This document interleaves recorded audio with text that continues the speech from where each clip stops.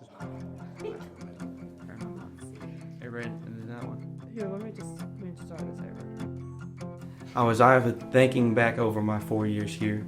I realized that I was definitely that one kid who always, I guess, had his life planned out to the T and wasn't afraid to tell everybody about it.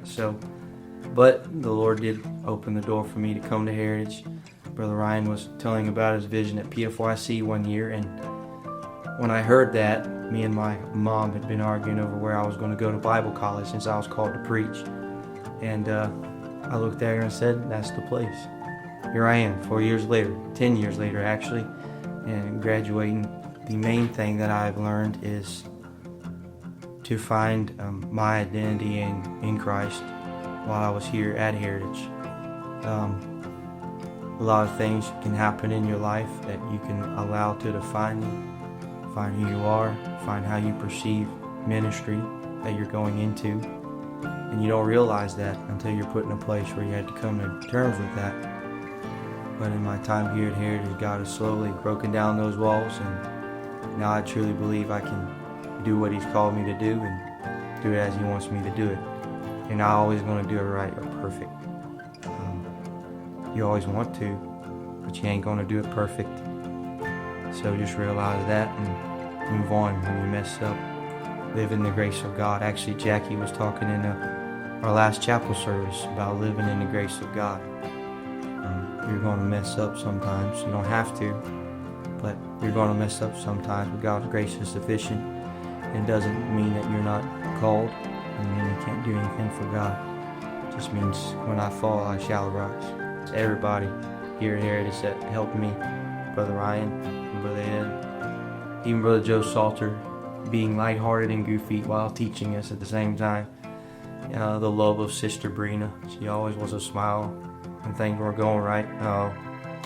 You just have a lot of people around you that are here for you. Even Brother Jeremy at Ebenezer.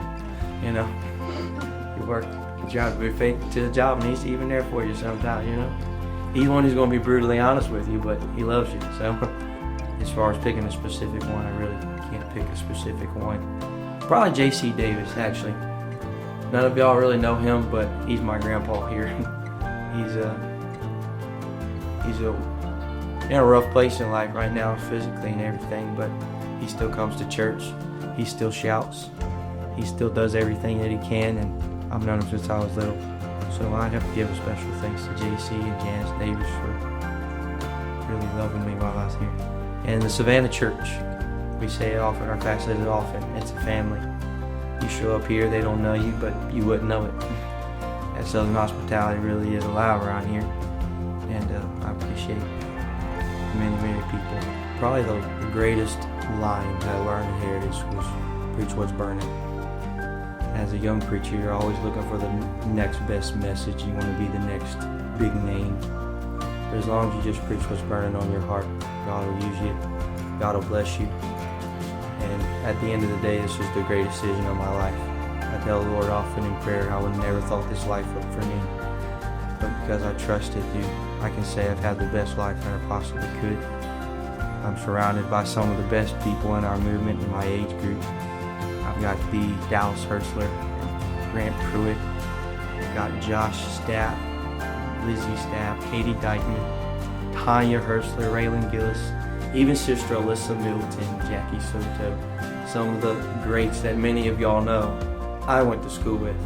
So one day when we're at camp meetings 3 years later, I'm going to look back and say, yeah, I went to school with them.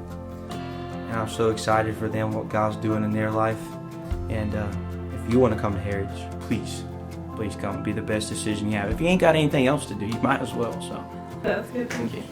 I'm awkward.